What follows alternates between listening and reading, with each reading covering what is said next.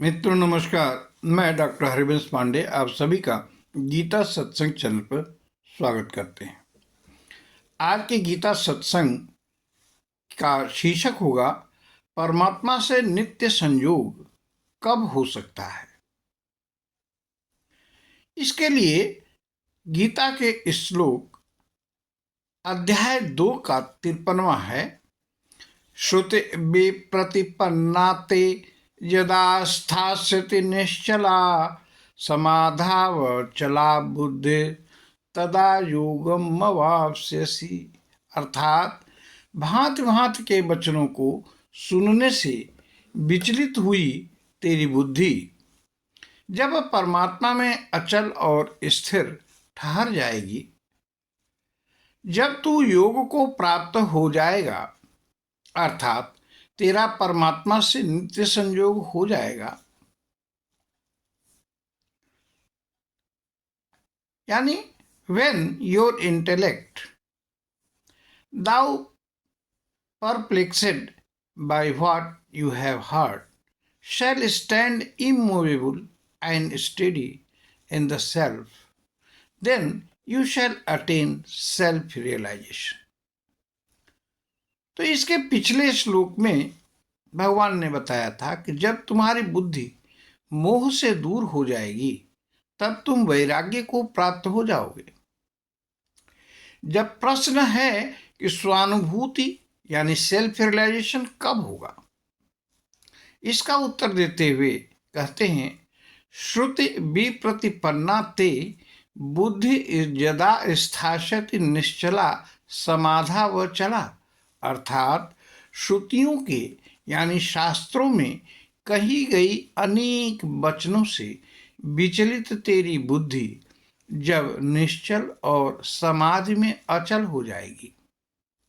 When your intellect, thou perplexed by what you have heard, shall stand immovable and steady in the self, तो तब क्या होगा? तदा योगम अवाप्स्यसि, तब तू योग को प्राप्त हो जाएगा। Then you shall attain self realization. तो विशेष ये है कि विचार करें तो दो मुख्य बातें भगवान यहाँ कह रहे हैं।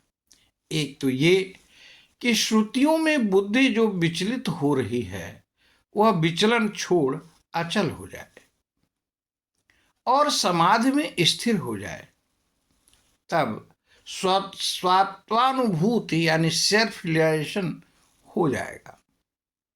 अर्जुन की बुद्धि शास्त्रों की बातों से विचलित थी।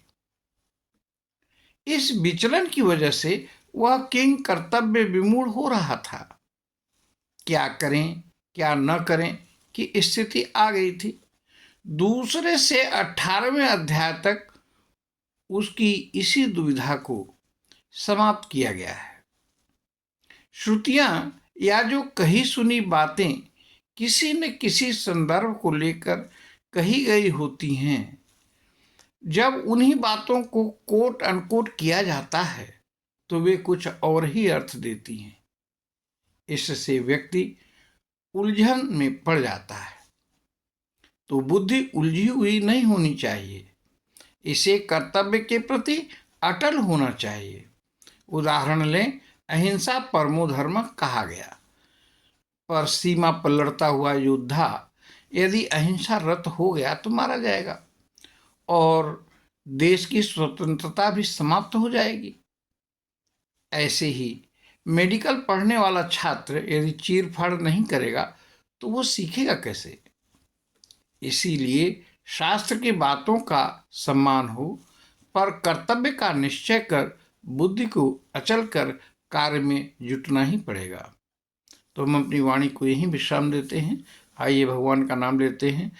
हरि ओम तत्सत, हरि ओम तत्सत, हरि ओम तत्सत। आप सभी को बहुत बहुत धन्यवाद। Thank you.